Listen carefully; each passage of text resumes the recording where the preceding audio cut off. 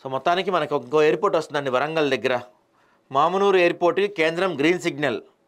విమానాశ్రయ విస్తరణకు కేంద్రం ఆమోదం. ఉత్తర్వులు జారీ చేసిన కేంద్ర మంత్రి రామ్మోహన్ నాయుడు. దాదాపు 32 నెలల కిందట మూతబడిన విమానాశ్రయానికి మళ్లీ రెక్కలు. రాష్ట్ర ప్రభుత్వం చొరవతో మామునూరు ఎయిర్పోర్ట్ కళ సాకారమైంది. కేంద్రం హర్షం వ్యక్తం చేసిన మంత్రి కోమటిరెడ్డి వెంకటరెడ్డి. ఇంటర్నేషనల్ ఎయిర్పోర్ట్ అంట. ఈ ఏడాది నుంచి విమానాలు వచ్చేస్తాయంట. నైస్ కదా. సో వరంగల్ జిల్లా మామునూరు వద్ద కొత్త బ్రౌన్ఫీల్డ్ ఎయిర్పోర్ట్ నిర్మాణానికి కేంద్ర పౌర సరఫరా విమానయాన శాఖ మంత్రి కె రామ్మోహన్ రెడ్డి పచ్చజెండా ఊపారు.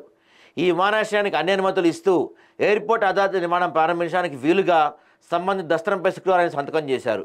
మరో 253 ఎకరాల భూమిని రాష్ట్ర ప్రభుత్వం సేకరించి ఇస్తే కొత్త విమానాశ్రయ నిర్మాణం మొదలు పెడతామని కేంద్ర మంత్రి ప్రకటించారు.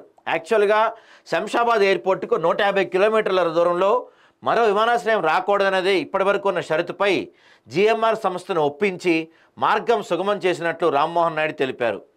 తాను పౌర విమానయాన శాఖ మంత్రిగా ఉండగా దీనికి అనుమతులు ఇవ్వడంపై ఆయన సంతోషం వ్యక్తం చేశారు. గత ఏడాది నవంబర్ 26న ముఖ్యమంత్రి రేవంత్ రెడ్డి ఢిల్లీ పర్యటనలో రామ్మోహన్ నాయుడిని కలిసి విజ్ఞప్తి చేసిన నేపథ్యంలో కేంద్రం స్పందించి ఇందుకున్న అడ్డంకులు తొలగించిందంట. సో మామునూరు ఎయిర్పోర్ట్లో నిర్మాణం మొత్తం 949.14 ఎకరాల భూమి అవసరం. ఇప్పటికే 696.14 ఎకరాల భూమి అందుబాటులో ఉండగా మౌలిక వసతులు A320 లాంటి విమానాలు నడపడం కోసం మరో 253 ఎకరాలు కావాలని ఏఏ కోరింది.